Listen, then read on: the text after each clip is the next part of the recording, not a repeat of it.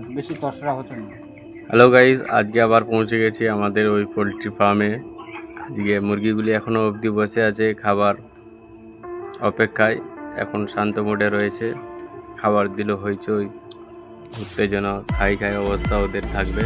এখন সব ডাব্বা ওই যে খালি দেখতে পাচ্ছেন, এখন সব বসে আছে। ওইদিকে আর একটা আছে, এই ধরনের আর একটা প্যাচেস ওইদিকে তৈরি করা আছে। যখন আপনাদের খাবার দেওয়ার একটা ভিডিও আছে, আপনারা দেখবেন। এই যে মেন হচ্ছে এই যে তুষ, এই যে পায়খানা দেখতে পাচ্ছেন মুরগির, এটা যদি প্রতিদিন দুইবার সকাল বিকেল এটা মেশিনের দ্বারা বা পায়ে করে লাড়া যায়, খুবই সুন্দর হয়। বা ওইটা মুরগি বাড়তে সাহায্য করে, গ্যাস গন্ধ হবে না।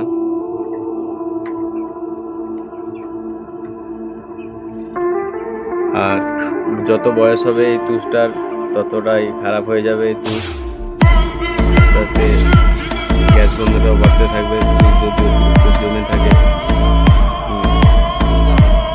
তুষ লিটার লিটার যদি ভালো থাকে হুম